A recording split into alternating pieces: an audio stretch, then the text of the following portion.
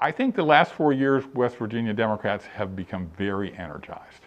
I think you saw that in the elections 2 years ago. Here in Mon County, we swept the 5 seats for the House of Delegates. It hasn't happened in a while, and I'm very hopeful that we'll do that again this year because we have some really excellent candidates. West Virginia Democrats have always been West Virginians first, and Americans first. And I think in the past, there's been a little, there's been some conflict between West Virginia Democrats and the National Democratic Party. What's happened this year is everybody has pulled together.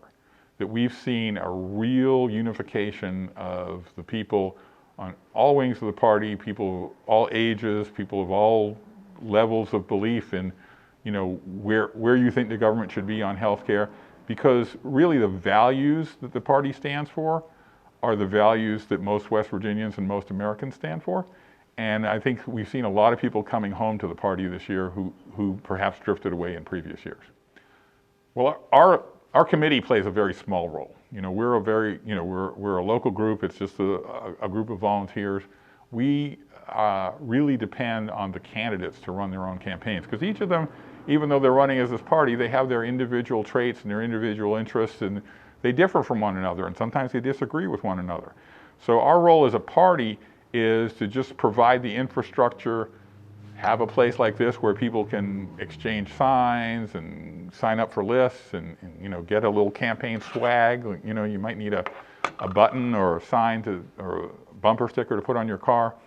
Some of the things that people are doing in person are the honkin' waves, and you'll see even more as we get closer to the election, where the candidates and their supporters take some of these signs and just stand by the road and wave to people and greet them. And that's been very, very successful. We get a lot of positive feedback on that.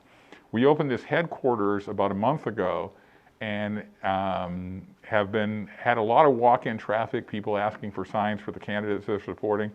We ran out of Joe Biden signs twice because the enthusiasm level of people in this community for Joe Biden far outstrips the candidate's ability to provide signs. We're doing a lot. We're doing it differently than we did before. We're doing it safely, and we've had good success getting people involved. The hard thing over time is getting students to vote, and I think turnout among students has not been what we'd hoped for in the past.